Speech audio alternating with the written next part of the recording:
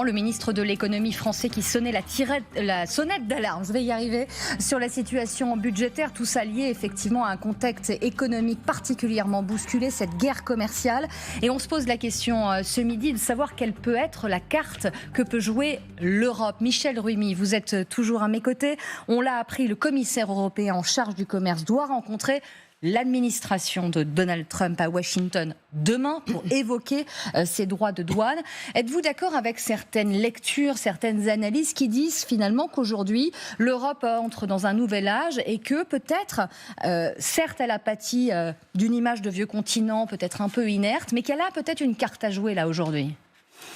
Je dirais que je serais moins optimiste, on va dire ça comme cela. Oui. Ce qu'il faut bien saisir, c'est que Donald Trump ne veut pas que la Chine devienne première puissance économique. Donc, on a compris que c'était en effet un duel, voilà, désormais. Tout à fait. Deuxième chose également, il veut également aussi que l'argent rentre parce que les États-Unis, les tarifs douaniers ne sont pas une modification du paysage commercial, mais également aussi devant la dette abyssale. Je répète, elle a 35 000 milliards de dollars et il a besoin d'argent.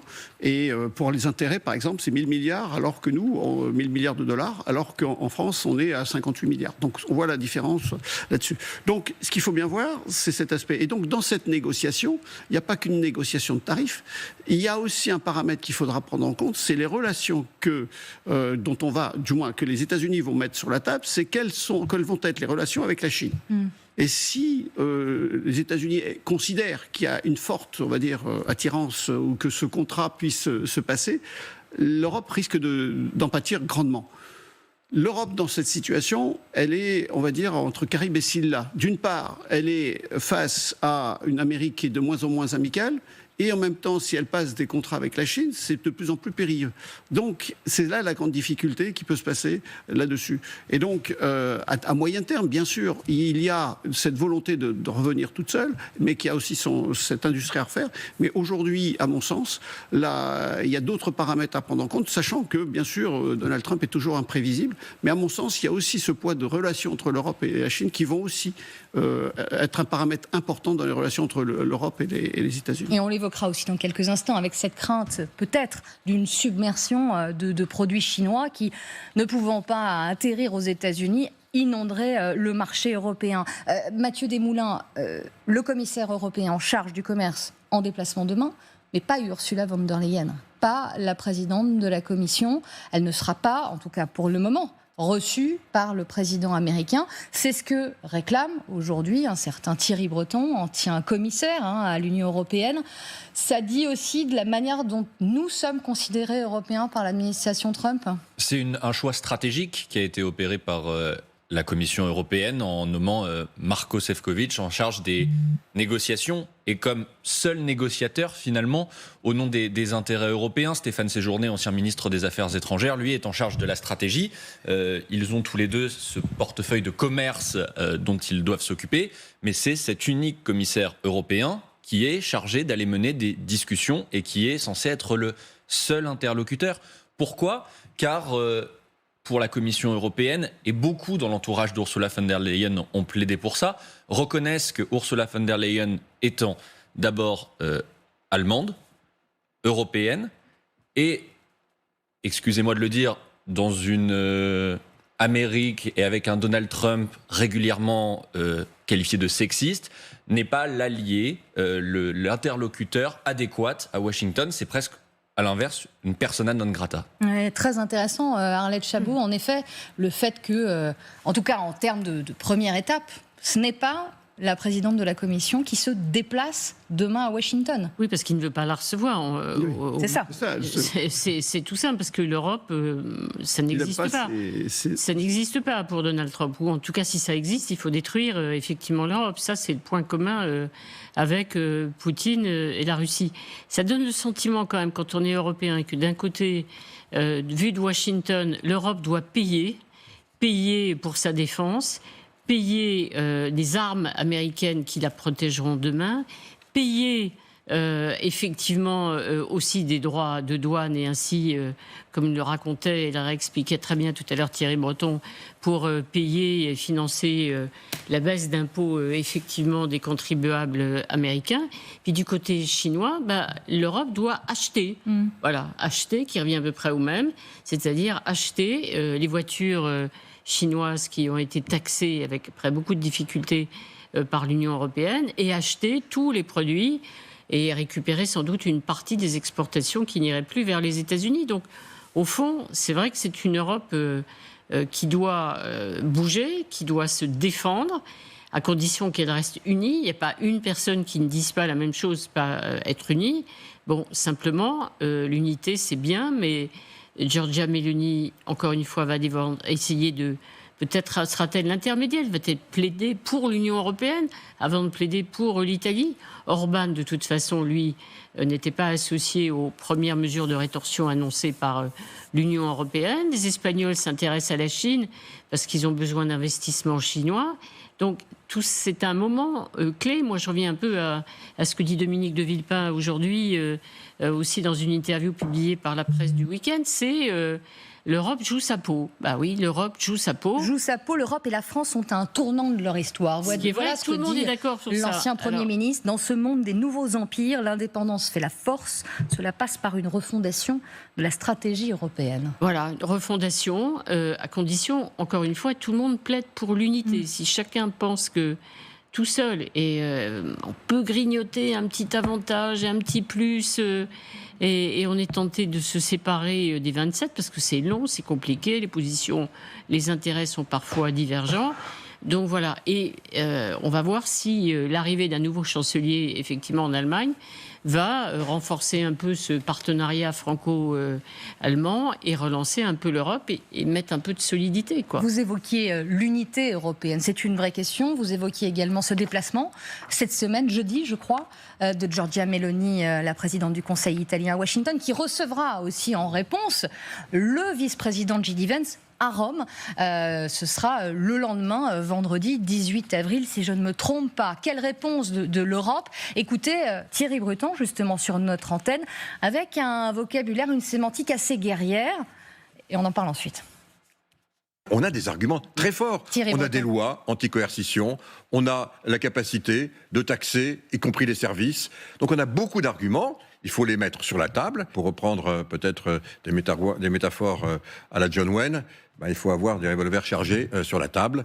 L'Europe a des balles dans ses barilets. Elle ne souhaite pas les tirer, on ne veut pas l'escalade, mais elle les a. Je disais métaphore guerrière ou sémantique guerrière. Michel Rumi, il parle de métaphore à la John Wayne. On a vraiment un revolver chargé avec des balles dans le barillet. On a des mesures efficaces de rétorsion qui pourraient être demain appliquées pour répondre ? Oui, mais on n'est pas à l'abri non plus que les États-Unis aussi fassent des mesures de rétorsion. Donc on est toujours dans cette logique. Aujourd'hui, on est dans des logiques de représailles et de tensions. Je pense qu'il faut essayer, et c'est ce qu'il faut essayer de voir, comme a dit Arlette, c'est notamment être unis et face à une personne qui bouge beaucoup, de rester calme et de proposer.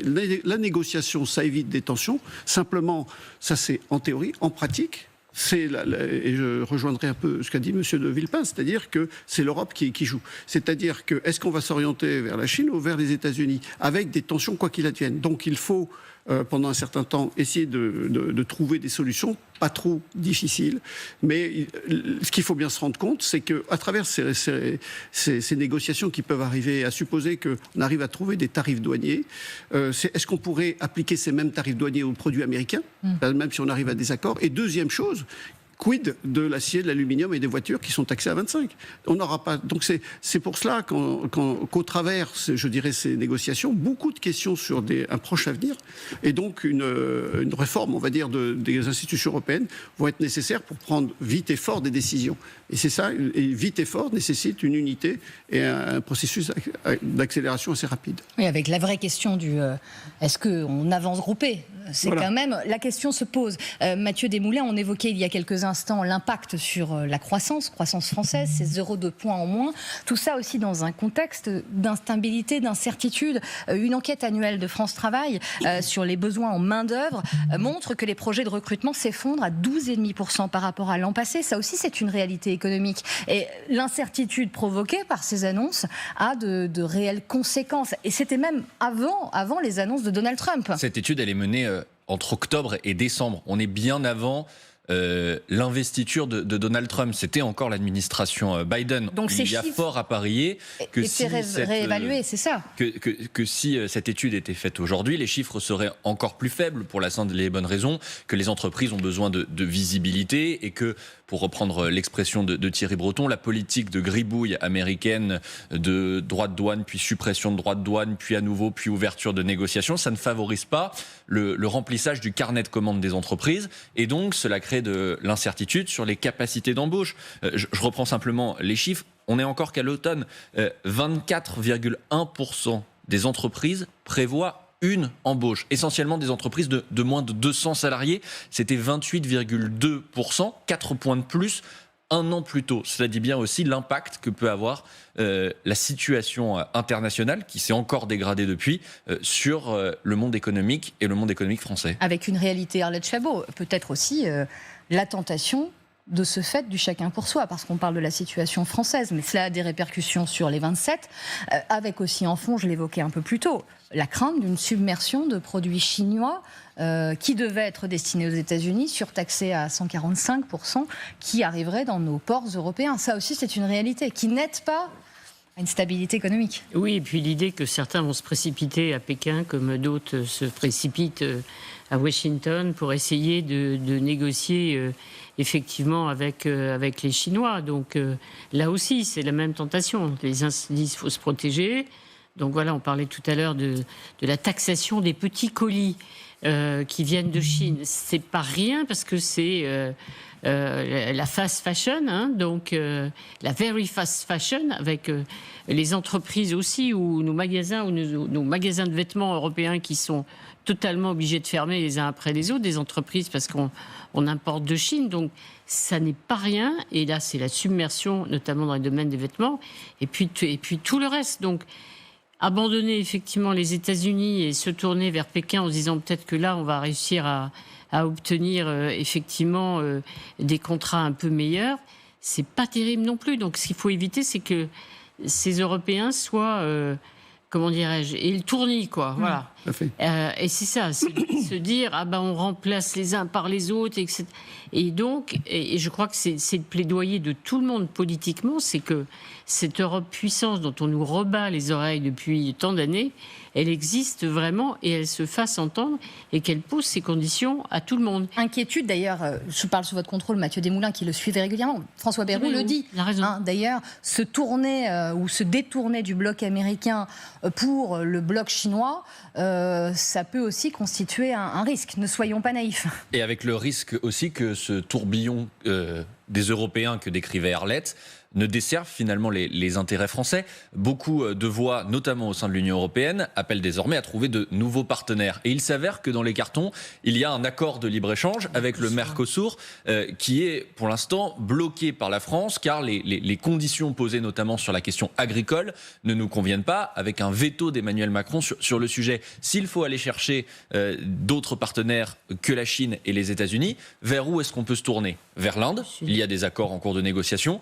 et vers l'Amérique du Sud, le Mercosur, et donc chacun va pousser pour que cet accord finalement soit ratifié aux grandes dames des intérêts de l'agriculture française. Michel Remy, juste sur la question de la submersion, je ne sais pas si ce mot est très joli, mais on a eu cet appel de plusieurs dirigeants, autorités françaises, à une forme de patriotisme, c'est-à-dire consommer français. Néanmoins, aux téléspectateurs qui nous regardent aussi, il y a une forme de de logique, ou peut-être de logique financière, économique, quand vous payez commandez en ligne votre t-shirt à 3 € et que sur une marque française, il est affiché à 3 fois plus, voire beaucoup plus. Il faut bien comprendre, parce que là, on voit dans... Le patriotisme à bon dos. Oui, mais ce que j'essaye de faire dire, c'est qu'on parle de l'invasion des produits chinois. Mais au final, c'est le consommateur qui décide. Il ne faut pas oublier que quand vous avez des produits peu chers et que vous avez une baisse du pouvoir d'achat, bien vous faites vite l'arbitrage. Donc les grandes discussions, on va dire, patriotiques, c'est limité. Deuxième chose qu'il faut bien saisir aussi dans ce monde aujourd'hui en redécomposition ou en recomposition, c'est que la Chine aussi a une situation pivot. Elle avait un modèle économique basé sur les exportations et elle a moins d'ouverture parce que ce marché américain se ferme. Se ferme. Mais en même temps, en Europe, on ne va pas rester... Donc on voit bien qu'elle va avoir un problème de modèle économique. Donc il faudra aussi qu'elle tourne vers la consommation intérieure. Ce qui prend du temps, avec un chômage de jeunes qui est important. Donc on voit bien que la Chine, qu'est-ce qu'elle essaye de faire? C'est de gagner la bataille actuellement et de consolider au niveau de l'Asie, de telle manière qu'elle puisse avoir des alliés pour limiter l'impact des États-Unis. Donc ça, c'est la première des choses, et c'est ça qui est très important. Donc je ne pense pas qu'on assistera, bien sûr, il y aura peut-être une augmentation, mais ce qu'il faudra voir, c'est comment, et c'est là dans les négociations, parce qu'il faut bien se rendre compte aussi, deuxième point, c'est que à l'avenir, les États-Unis seront plus protectionnistes. Donc on aura du mal à écouler nos produits européens. Donc il faudra aussi les écouler dans des pays qui ont la capacité de payer. C'est pas d'aller vers l'Afrique, et avec tout le respect que je leur porte, c'est qu'il faut avoir un pouvoir d'achat également. Donc il faudra aller vers la Chine. Donc pour compenser les pertes des exportations américaines. Donc là aussi, ça va être un jeu très subtil. Et donc on voit que c'est pas si simple que ça. Que la seule chose, c'est qu'on passe des accords peut-être de passage de technologie, de développement, d'accompagnement. Mais si on accepte cela, c'est au détriment des relations américaines. Et donc c'est là où l'Europe va être, on va dire, dans des situations très ambivalentes. De la dentelle. Mathieu Desmoulins, il était question à temps que François Bayrou se rende en Chine. C'est remis dans les cartons et on verra ça plus tard ou à cette heure, le déplacement n'est pas programmé du côté de Matignon. Effectivement, c'était une mission qui avait été confiée à plusieurs reprises, et Emmanuel Macron l'avait dit lui-même, par l'Élysée, envoyer François Bayrou en Chine pour négocier sur un sujet qui est épineux, la question du cognac français et des exportations vers le marché asiatique. Deux raisons font que ce déplacement n'a pas lieu pour le moment. D'abord, un Premier ministre qui se déplace en Chine espère toujours revenir avec une victoire, et à cette heure, cette victoire n'est pas à portée de main, estiment plusieurs sources gouvernementales. Alors Jean-Noël Barrot a obtenu un sursis sur le cognac, en effet, récemment. Aux voitures, la taxation des voitures par l'Europe. Deuxièmement, François Bayrou estime qu'il faut traiter un sujet à la fois et que pour l'instant, le chambardement de l'ordre économique mondial causé par les États-Unis mérite de se focaliser vers les États-Unis. Et puis il y a une troisième raison, François Bayrou préfère se concentrer sur les questions domestiques. L'international reste au président de la République, même si cette mission lui avait été confiée par Emmanuel Macron lui-même, et il préfère pour le moment reporter cette échéance. Oui, il aime aussi décider. Arlette Chabot, juste cette injonction, je ne sais pas si on peut le dire comme ça, notamment du ministre de l'Industrie, pour gérer justement ces produits chinois, la mise en place peut-être de clauses de sauvegarde. Ça aussi, ça peut être une solution, c'est-à-dire de quotas d'importation. Là encore, il faut y aller ensemble et unis. Je pense que c'est plutôt bien de décider au niveau européen. Il en est de même pour les relations avec les États-Unis. Évidemment, chacun ne va pas partir de son côté. Et puis, je rajoute un peu préoccupé par Vancorex. Vous voyez, quand on dit attention à la Chine et qu'effectivement on s'aperçoit qu'une entreprise française, certes appartenant à un actionnaire thaïlandais, mais repris par un concurrent chinois, c'est un peu compliqué à défendre dans la période actuelle. Oui, parce que l'actualité bouge aussi en temps réel. Vous faire commenter cette dernière alerte de l'agence France Presse. La Chine avait dit qu'elle ne bougerait plus. Oui. On apprend à l'instant que la Chine appelle les États-Unis à annuler complètement, je cite, les droits de douane réciproques. Forme de pression mise sur l'administration Trump, Michel Rumi. Le feuilleton continue. Le feuilleton continue. Oui, je pense que ce qu'on peut dire a une durée de validité de 30 secondes.